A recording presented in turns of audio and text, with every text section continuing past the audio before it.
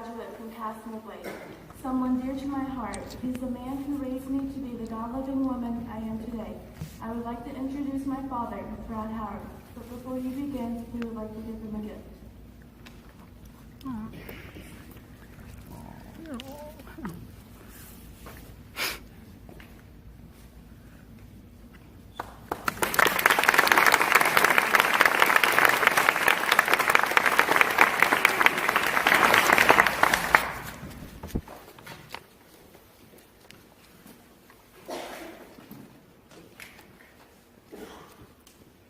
Father, I just pray that you would just use these hands to call you.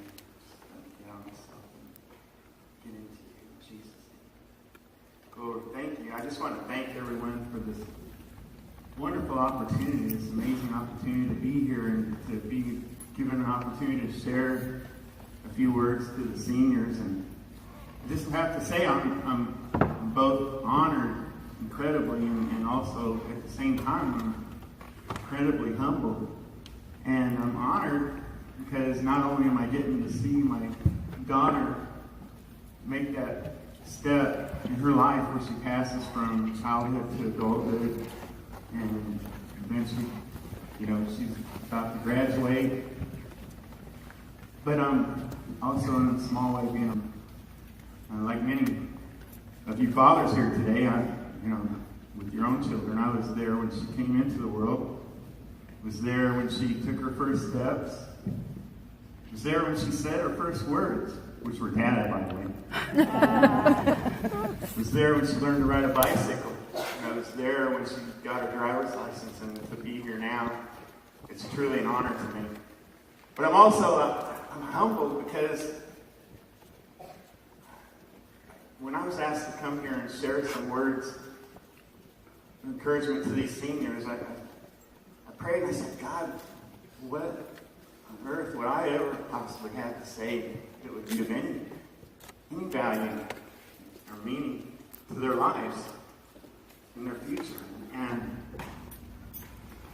I believe God, He puts His words on the lips of His servants. And so I believe God gave me something to share today.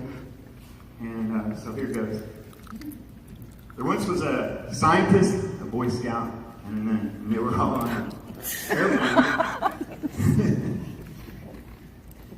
Suddenly the pilot announced, attention, the plane's about to crash. You need to immediately reach on your seat, pull out a parachute, put it on, and jump out of the plane. I don't know why he was using the PA. He could have just turned around and said, yeah, we got a problem here. So, with that, the pilot put on a parachute, strapped it on, opened the door, and he bailed out. He left the three passengers to fend for themselves. And they're like freaking out. What are we going to do? What are we going to do? We don't know what to, we're going to die here. So they finally came to their senses. They reach under their seat. They start pulling out the parachutes. And to add insult to injury, they discover there's only 2 parachutes for the 3 passengers. Now what?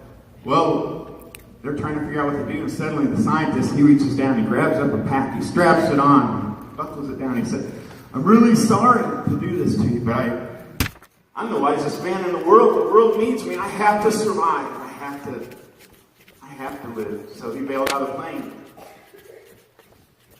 And then looked at the Boy Scout. She goes, I just want you to take the last parachute and save yourself.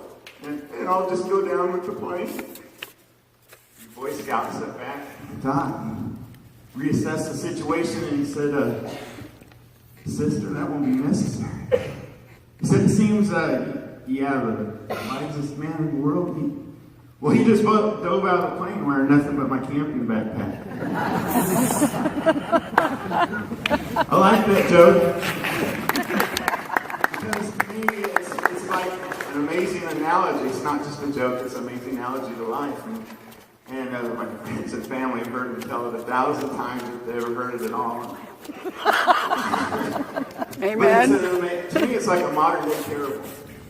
And we can use it as an illustration to learn a lot of God's truths from it. And the first one I would say is, don't take life too seriously. Don't be too serious that you're afraid to tell a joke, that you're afraid to cut up a little bit, to laugh. The Bible says, a merry heart doeth good like a medicine. Think about that for a second.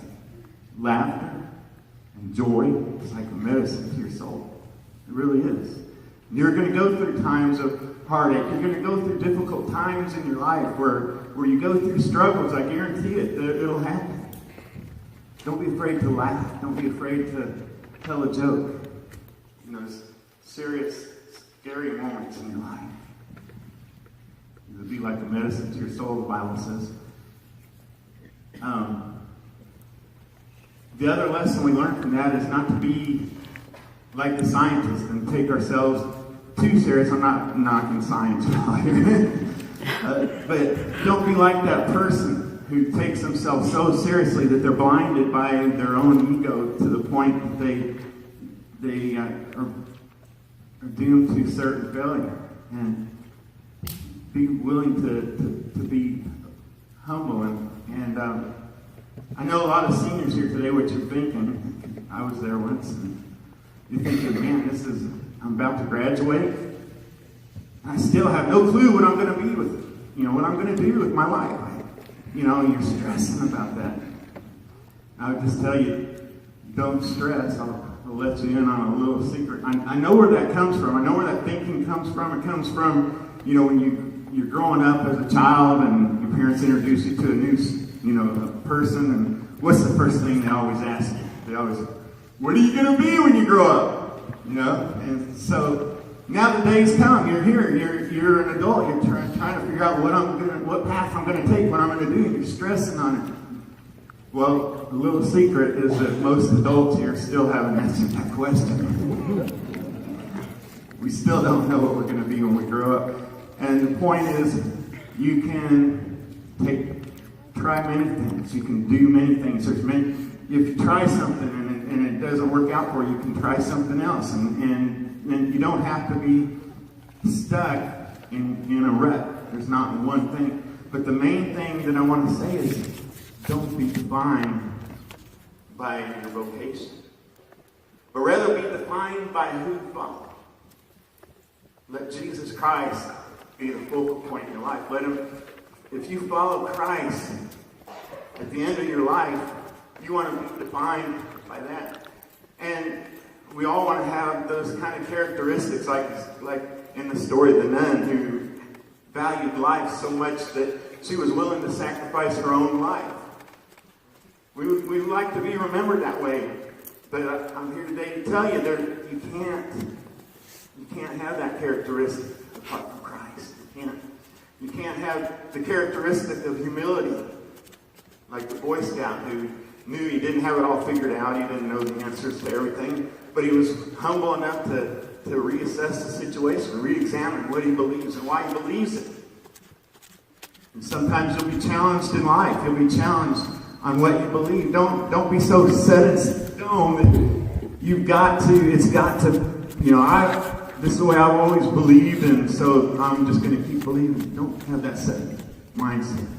Be willing every time you're challenged to, if they're presenting new evidence, to re-examine yourself, to re-examine what you believe and why you believe it. Someone wise once said that it's impossible to know the truth unless you love the truth. And I believe that. If you love the truth with all your heart, it'll never let you down. If you're willing to throw away past ideas, past thoughts in light of the truth, Jesus said, the truth, you shall know the truth, and the truth shall set you free. Now, in the Bible, Jesus said, whosoever shall do these sayings of mine, I will liken to him unto a man who built his house on a solid rock and a solid foundation.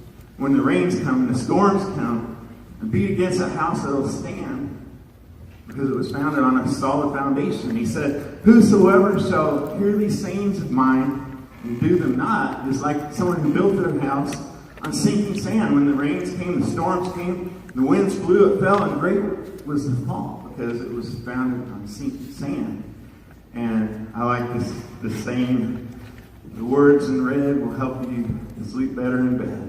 Because if you founded your life on the words of Jesus, you can rest in him and know that your house is sturdy. It's not, your life is not going to fall. It's not going to fall apart. In Mark chapter 8, verse 35, Jesus said these words. He said, "Whosoever desires to save his life for my sake in the gospel." He said, I'm sorry. Let me reread that. "For whosoever shall desire to save his life will lose it, but whosoever shall lose his life for my sake and the gospel's will save it." Now, was Jesus calling us to some sort of demented, twisted call to martyrdom? Is he calling us to, seek to lose our life, to go out and try to become a martyr? No, that's not what he's saying at all. What he's saying is the idea of being willing to, for lack of a better way of putting it, commit social suicide. It's being willing to, I don't care, have the attitude, I don't care what the world thinks, I don't care what people think of me, I don't care what, I don't need to be in the A group, I don't need to be the popular one, I only care what he thinks. I only care what he thinks, and he already said that in him I'm righteous. He already said in him I'm already alive. He's alive. He's alive and I'm forgiven. Heaven's gates are open wide. He's alive. He's alive. He's alive.